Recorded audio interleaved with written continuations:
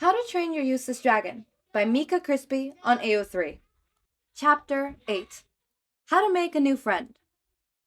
Today is the day. Today is the day Kirishima Ijiro will get to the bottom of the mystery that has been making rounds around the village. It has been over a month that Ijiro's best friend, Bakugou Katsuki, has been vanishing from the village every 3 days. When any of their friends ask him where he is going, he just brushes them off and attacks them harder. But that hasn't stopped people from conjuring what the chief's son is up to. The general consensus is that Bakugo found a girlfriend from a nearby village.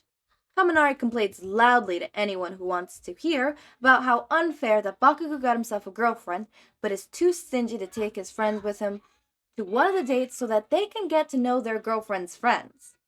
But Ijiro refuses to believe that because there is no way his best bro in the whole world would find the love of his life and not tell him about it. No way at all. Besides, Katsuki never showed interest in any girl in the village or from anyone else. Last summer, Aizawa took them to take part in a festival to try their strength against other villages' young warriors. There were heaps of pretty girls around, and Bakugo didn't pay attention to them at all. Actually, he screamed at one who interrupted his training and made a cute one cry. So Ijiro really doesn't believe Katsuki found a girlfriend and is skipping his daily training to meet her. Kirishima thinks Bakugo developed a new way of training to kill a dragon and is working on it secretly. That sounds much more like something his bro would do. However, that is very uncool of Bakugo because he, Kaminari, and Sero have been training with Katsuki since they were toddlers. They want to kill a dragon and become full-fledged warriors too. Nonetheless, he knows there's no point in asking Bakugo about it. His best bro is stubborn as a mule, and will always lash out when directly confronted. So Ijiro came with a very clever plan. He will follow Katsuki when he leaves for his mysterious outing. The only difficult part of the plan was waking up early enough to catch Katsuki leaving his house. Kirishima already tried 3 times, but he always oversleeps. Another challenge is going to be following Bakugo into the open sea with a boat without being spotted by the other Viking. But Ijiro figures he can think about this problem once he manages to wake up on time.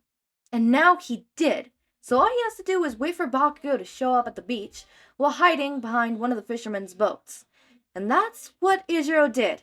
He waited, and waited, and waited. Eventually the fishermen came for their boats, so he had to change his hiding spots to hide behind a big rock to wait some more. When the sun was high in the sky and his skin was awfully close to his hair color, he had to accept the fact that maybe Bakugo didn't skip out to do his secret training today. Without letting that get him down, Ijiro went to look for his bro across the village to find out why he didn't vanish that day. But when Kirishima couldn't find Katsuki anywhere, he had to accept that his bro is not getting away by boat anymore. That brings him to today. Ijiro woke up on time and sneaked out of his house towards Bakugo's. There's no way his bro is getting away from him today. Kirishima is so ready for this.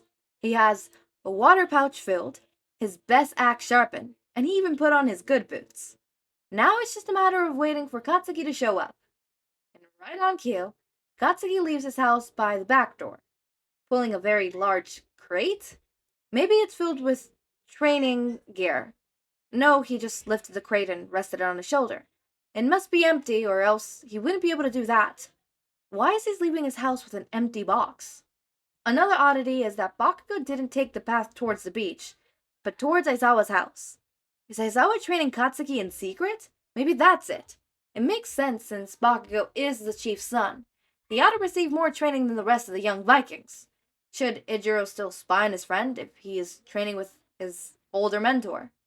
Well, just a glimpse couldn't hurt, right? Kirishima keeps following Katsuki from the several feet behind and ducking behind trees at odd intervals. But Bakugo is too busy fighting with the big crate to take notice of anything around him. As they got close from Aizawa's house, however, Bakugo changes his route and goes towards the mountain. Hiking up the mountain is not something Kirishima was expecting to do today. It's good that Ijiro put on his good boots, or else this would not go as smoothly. Also, it's good that Izuru is traveling light, just his big axe and a water pouch. The hike up would be pretty gruesome if he had to carry anything as heavy as, say, a large wooden crate.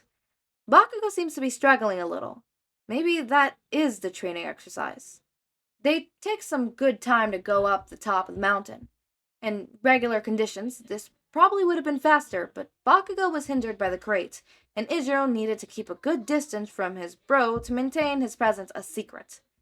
When Katsuki got to the top of the mountain, he was heaving, sweating, and his tongue half rolled out of his mouth. Maybe Izuru should have helped out his bro to bring the crate? Whatever, and now what? Izuru is hiding behind a tree, watching Bakugo settle the crate beneath another big tree just 20 feet away from the cliff, and sits on top of it to catch his breath. Is the crate really empty?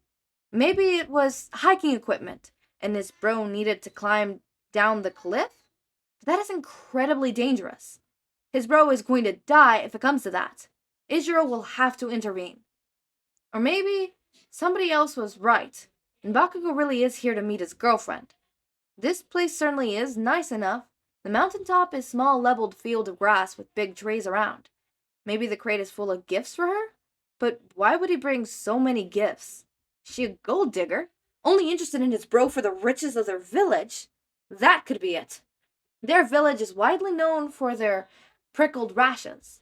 Is she a rash eater, exploiter, taking advantage of his bro's pure heart? Kirishima is taken out of thoughts by Katsuki getting up from the crate and walking towards the cliff's edge. Bakugo is standing, way too close for comfort, of the edge and looking at the horizon. Izuru leaves the safety of his tree to get a better look and to find out what is happening. From his position, he couldn't even see properly because there were so many leaves on his way. So Kirishima is going from tree to tree, getting closer and closer to Bakugo, completely confused to what his bro is looking at. When he finally gets to the last tree before the mellow begins, he can finally see what's in the sky, and the sight fills him with pure, unadulterated panic. It's a dragon. A big, greenish, blackish dragon flying straight towards Bakugo. Kirishima's blood runs cold in his veins. He is equal parts excited and terrified. Finally, Katsuki will become a full-fledged warrior, but that means killing the gruesome beast that is coming his way. Alright, everything's okay. They trained for this. They have been preparing for this moment their whole lives. All Bakugo needs to do is pick up his sword and prepare to slay the dragon. And as the giant lizard keeps getting closer, now is a good time for Bakugo to unsheathe the sword. Do it, bro, do it! Take the sword. But Katsuki seems to be enthralled by the creature and makes no motions to prepare for a fight. Oh gods, this is looking bad. This is looking real bad. What if the dragon kills his bro before he has a chance to fight? This is the worst thing Izuru could ever think of. He would lose his friend, his future leader, and Katsuki would be seriously pissed about getting killed. He would bitch and moan about it for all eternity in the afterlife. Not wasting even a second longer to think, Izuru barges in wildly with his axe, ready to kill the beast before his friend could get hurt. He screams at the top of his lungs, a huge battle cry, bringing Bakugo and the beast's attention to him. Ah! Get away from my bro, monster! Izuru yells as the dragon prepares to land right in front of Bakugo. The dragon freaks out and misses his landing, dropping on top of Bakugo and rolling down with him on the grass in the mess of limbs and wings. Let him go, dragon! Izuru screams again. Run, bro! I can handle him! The beast makes some crying sounds and keeps scrambling away from Kirishima. That's good.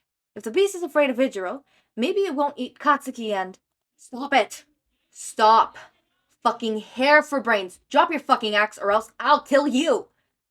Katsuki finally managed to get up and stands his ground between the dragon and Kirishima. What? That doesn't make any sense. Bakugo is seething with anger, one of his hands extended in front of him to stop Kirishima by the chest, while the other arm is curving towards his back in a protective manner, reaching for the dragon. Talking about the dragon, the beast is cowering away on the floor, making some awful wailing sounds and trembling in fear. Kirishima drops his axe in pure confusion. What? Ijiro is so lost, he doesn't even know what to ask. Look what you did, shitty hair. You scared Deku! Bakugo barks at him, then turns to the dragon. It's alright, Deku. He isn't going to hurt you. He looks back to Ijiro. Or else I'm gonna fucking hurt him. The dragon quits his crying sounds and blinks his big green eyes from Katsuki to Ijiro, as if he understood what was just said. Very creepy. Katsuki runs his hands through his hair, frustrated. What the fuck are you doing here, idiot? Bakugo asks angrily. I just wanted to know where... Kirishima tries to explain, but he can't focus since the dragon begins nuzzling Katsuki's hands as if it was an overgrown kitten, wanting to be petted. Baku, the dragon is touching you, Ijiro says, completely dumbfounded. Katsuki clicks his tongue and pets the dragon aggressively. Yeah, he's a needy little shit.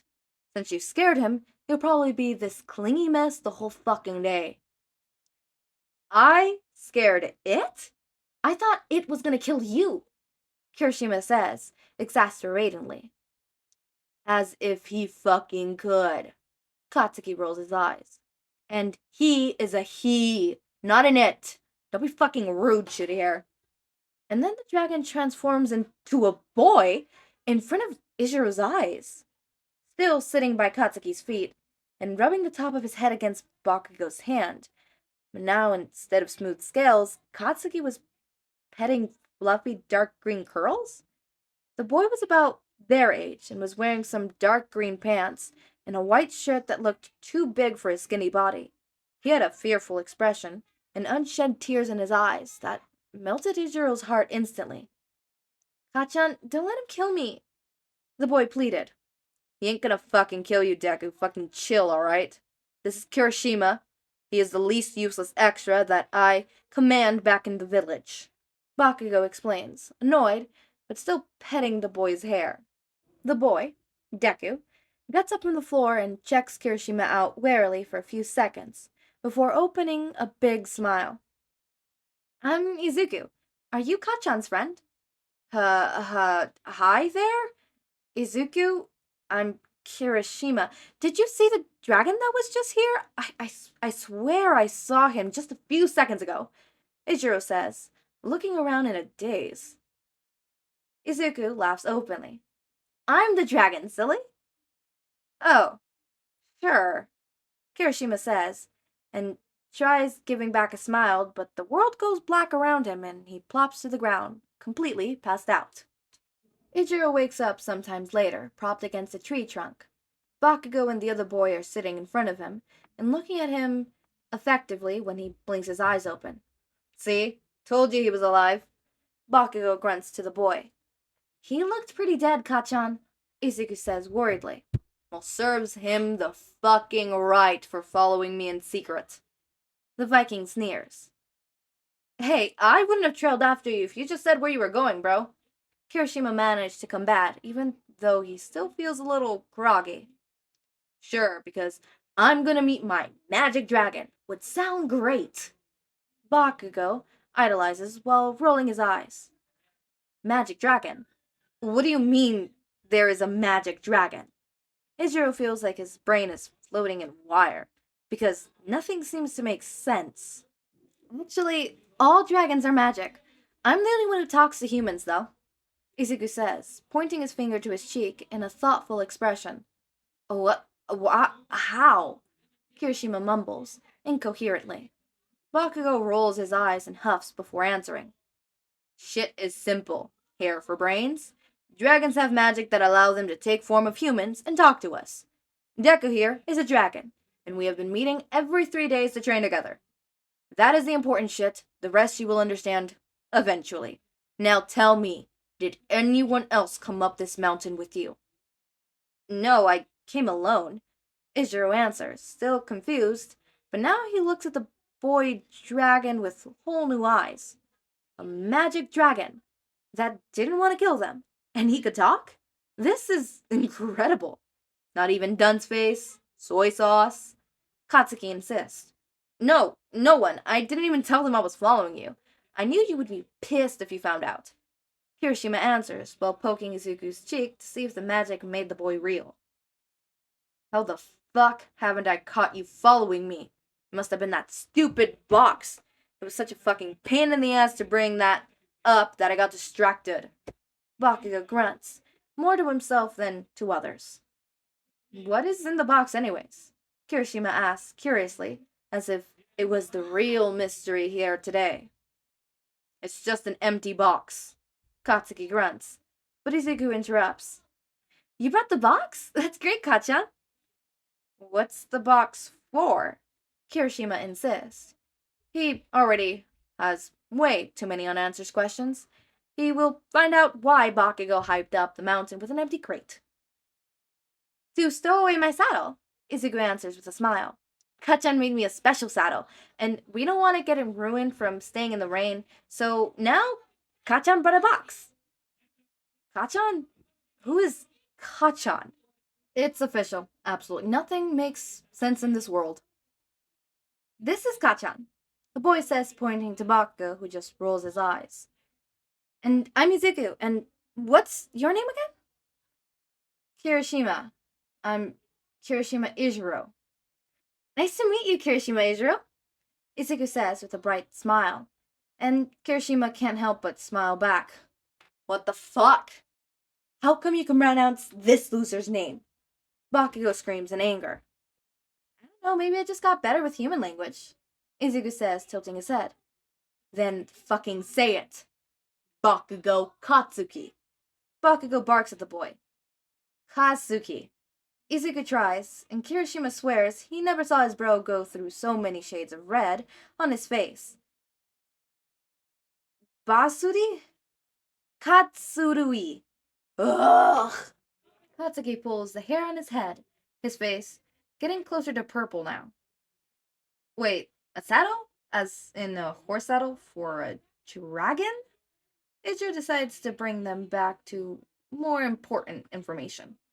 Yeah, Kachan using it to ride me so we can fly, Izuku says with a sweet smile back in place.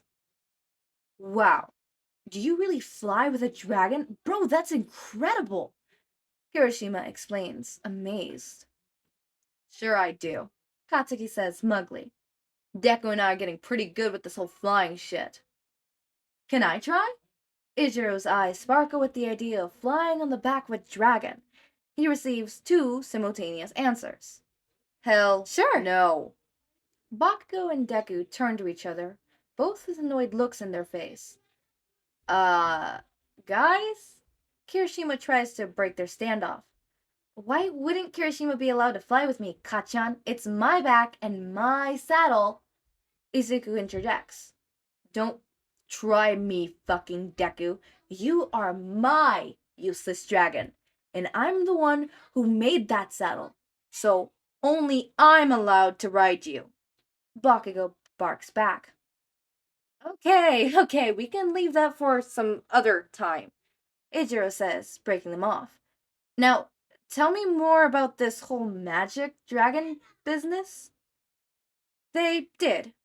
During the whole afternoon, they told Ichiro how they met, the biggest differences between humans and dragon societies. They explained the deal with Deku's teeth and how Bakugo helped him master them. Kirishima felt more excited and amazed by every new thing Izuku told him. There was this whole side of dragons he never expected to exist, and it was so interesting to see Bakugo and Izuku interact with each other. They seemed to be very close. Ichiro never saw Katsuki petting someone's head before. Who would say that Bakugou Katsuki's soft spot was an 8-stone lizard? It was quite endearing to see. When they became hungry, Bakugo took some food from his pouch to share with Izuku, and after some whining and convincing, he even shared some with Ichiro too. After eating, Izuku transformed back into dragon form, and Bakugo put the saddle on him. The two of them did tracks in the air for Ichiro to see. They seemed to be in sync at it. Izuku could even do some flips without Bakugo diving to certain death. At the end of the day, they bid Izuku farewell as the dragon flew back to the archipelago, and both Vikings began their walk down the mountain in silence. They are already in the middle of that when Katsuki finally breaks the silence. No one can know. His bro says, somberly, if people find out, they may try to kill Deku and his friends and the dragons. Deku is breaking some rules by coming to talk with us. It's dangerous on his side too. Ichiro chuckles lightly. Bro, I don't think anyone would believe me if I said anything. Bakugo chuckles too. Yeah, they would think you got knocked out getting headbutted by a goat. That happened just once. Once! Kirishima tries to defend himself. You know, I've been winning against goats for ages, bro. Katsuki Bakugo, were you a little bit jealous that somebody else wanted to write your Izuku? Also, you know, normally it's Izuku that's like, my Kachan this, my Kachan that. I haven't seen Izuku refer to Bakugo as my Kachan, just Kachan. You know who I have seen referred to as my something? Katsuki. All I hear from him is, my dragon, my useless dragon, my Deku. I'm sorry, my dude, that is the gayest shit I've ever heard. It is. It's gay. It's super gay. It's ultra gay. It is a gayer upon gays. It's the gayest gay of gays that has gays before. It's the gayest I have ever gazed upon of gays. Okay, I'm gonna stop now. As always, my raindrops, make sure to eat, sleep, drink water, take your meds. Have a wonderful day or night. Link to my social and Discord server are down in the description. Subscribe to see more of my content, and thank you so much for watching.